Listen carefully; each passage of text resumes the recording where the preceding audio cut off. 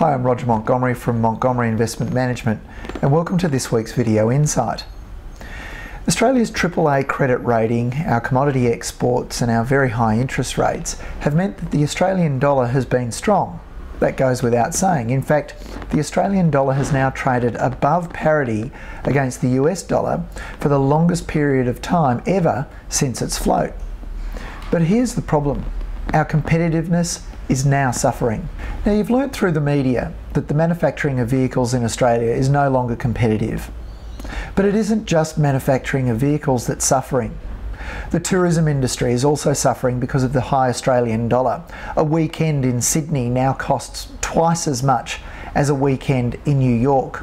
It's more expensive to live in Australia than it is in New York, London or Singapore. The retail industry is also suffering. The demise of Allen's Music, the demise of Daryl Lee and other iconic brands in Australia is a direct result of the strong Australian dollar. And the impact of this is far-reaching. As our economy becomes less competitive, our unemployment will start to rise. It's vital that we save manufacturing in Australia, and one of the steps to doing that is to start lowering the Australian dollar. Manufacturing in Australia has fallen 40% as a percentage of the economy over the last 10 years, and it's fallen by 20% just in the last 2.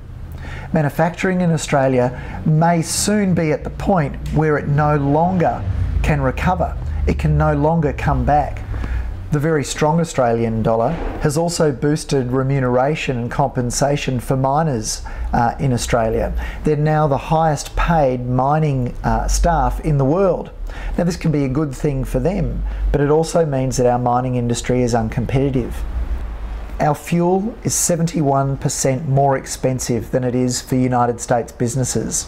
It's 41% more expensive than it is for Chinese businesses. Our rents are amongst the highest in the world. It's now time for the Reserve Bank of Australia to start listening to political and public calls for a weaker Australian dollar. Whether or not it happens tomorrow or the next day, I don't know. But I believe because inflation is the lowest it's been in Australia since 1998, the risk of rising unemployment means that the Reserve Bank of Australia can do nothing else but try and steer the Australian dollar lower. There is little doubt in my mind that we're going to see the end of the mining boom in Australia, and that will have wide-reaching ramifications for unemployment in this country. I believe now is the time to see the Australian dollar weaken. I look forward to seeing you next week, and in the meantime, don't forget to follow us on Facebook and Twitter.